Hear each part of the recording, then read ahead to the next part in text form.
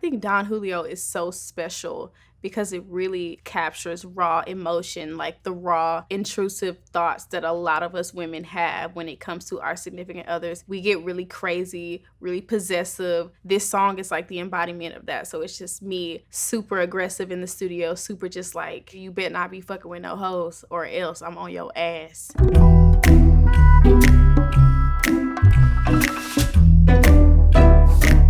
At the beginning of working on Don Julio, I was just kind of in the studio trying to catch a vibe. I had some Don Julio in front of me. I was super turned up, super lit. I think I had called my man and he didn't answer. And so immediately my mind just got to racing. And instead of just like projecting and like texting him something crazy and crashing out, I was just like, fuck it, I'm gonna channel this into my music. And Don Julio was born.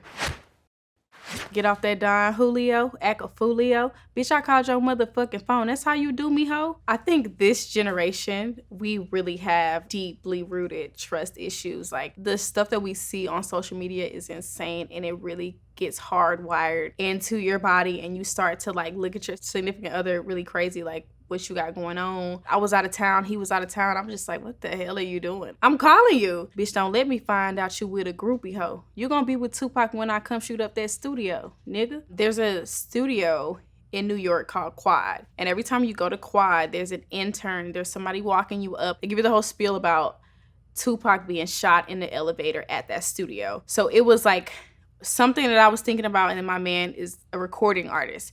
So I was just like, I'm gonna send you to meet Tupac if I find out that you're doing something other than what you said you were doing. But it wasn't a diss to Tupac. I wanna make that overly clear. I'm a really big Tupac fan. I'm actually very inspired by Tupac. I love his duality. I love that he was a very complex, smart artist. And then he also like made really crazy, aggressive diss songs that were so direct. I feel like he spoke a lot of his impulsive thoughts as well. So I feel like we really relate on that level. So I have a deep love and passion and admiration for Tupac, so I feel like people were misconstruing that line. I feel like Tupac would have loved Don Julio too, by the way. I feel like if he heard Don Julio, and he probably has, I feel like he appreciates it. Pulling cars, bitch, this ain't no Yu-Gi-Oh! I get straight to business and I'm strict. Judge Judy ho. Wake up on a shitty vibe. Damn, I'm a moody ho. I am definitely not a morning person. I definitely wake up on a shitty vibe. Mornings are just not my thing. I like to stay up late. That's when I feel like I'm the most creative. So having to get up early to catch early flights, red eyes, it's just like, ugh, my team knows, like, they really have to drag me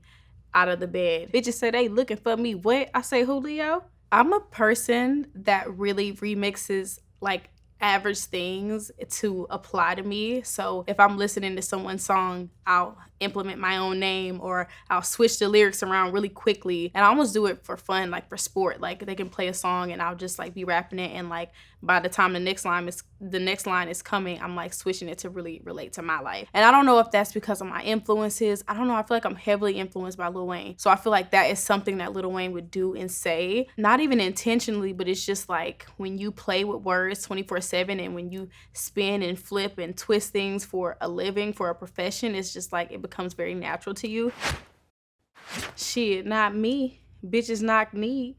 Bitch, check out the drip. Shit is not cheap. I really get on that tip when I feel like I'm being tried, when I feel like I'm being disrespected by anybody. Like there is this switch that is flipped inside of me. Who the fuck are you talking to? Like it's like a switch. Like I just turn into a completely different person. I'm thankful for that side of me because it has really protected me in situations where I otherwise would have let a lot of disrespect slide. So that was just like a form of dominance. Like shit, not me. I just want the green, not broccoli. If you got money, then you got me. My money motivation is just simply I want to be financially free. I want to be able to sustain myself. I'm not very material based. The money comes in when I want to really like splurge on my family and the people around me and give them experiences that they otherwise would have probably never experienced. Being able to be a big dreamer and being able to really act on a lot of these dreams and feelings that I have, and to be able to turn that into something lucrative is super cool. And to be able to pour into the people that I love is the coolest part about that. So that is my money motivation.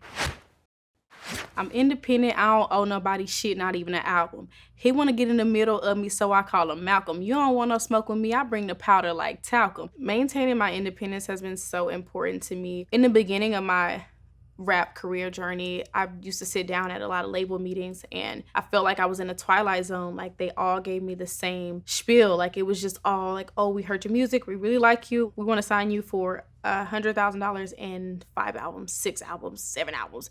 It was insane. It was a slave deal. The more I sat in these meetings, the more I'm just like, man, I don't have any leverage. I do feel like some of these labels are predatory and they do prey on people who are in very difficult situations and people who are praying for a way out. I was in that situation, but I'm so glad that I was able to figure out how to fund my movement independently and go and get distribution and hire my own team. Like, I'm glad that I was able to do that. Not that I'm feeling like I'm better than anybody or feeling like I have to boast and promote that I'm independent, but I just want to talk to the younger Black girls that look like me that want to pursue a music career and let them know why it's important to maintain your masters and maintain your independence for as long as you can. And even if you do sign to a major label, making sure that anything that you've done before signing to that major label still belongs to you. Bitch, don't get involved because you're not gonna like the outcome. I told him I could never love a nigga. He say, how come? Maybe because I'm super rich with and without one. He tender. He ain't know he had a match till he found one. The type of music that I make is a cross between like hyper feminine and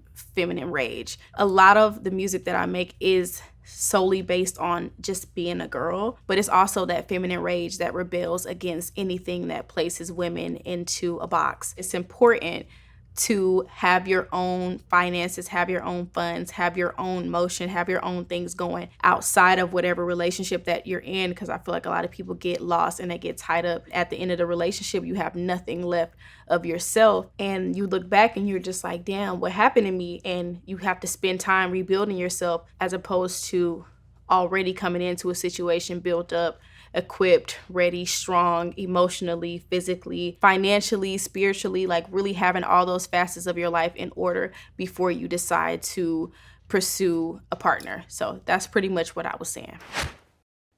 Nigga gotta wake me up the head or I'm cheating. Still got my nigga at the house, he not leaving. I was just kidding. I was just joking. Just a little jokey joke, just a little fun banter. You know, I'm obviously not going to cheat on my man if he does not wake me up to fellatio. Obviously it's ideal, it's preferred, but I can go a few mornings without that. It's fine. He see me as a pimp. Seeing is believing. That nigga took my soul. That nigga be thieving. He's a real pleaser. Like, he's really good. He's really skilled at what he does, and he goes out of his way to make sure that I am satisfied. That's what I meant. Double hand combo, he say that I'm reaching. One day he eating ass and coochie, next day we not speaking. If I come over late at night, bitch, I ain't doing no sleeping. He got a real good mouthpiece, but he ain't doing no preaching. It's just more so leading into that P talk. It's just like, cool, we can have relations, and then by the next day, I'm back in motion. I'm back doing my own thing. Like, this was not a significant thing, and I want more women to be like that, because I feel like us as women, we get really invested emotionally, and I think you should definitely be selective with who you share your body with. I want women to be able to detach a little bit more easily. Listen, we can have a good encounter, we can have a great encounter, and I still have to go about my day. I still have things that I need to take care of, so the next day we just might not speak to each other, and you have to be okay with that. I've mastered being able to translate my aggression into something that people can relate to. I'm kind of like the voice for the people. Like, I say what a lot of people are thinking but don't have the confidence to say. It gets me in trouble a lot. Y'all don't even know I really be having to pay for a lot of the shit that I say. But it's okay, because as long as people understand me and they feel where I'm coming from, I feel like I'm doing my job.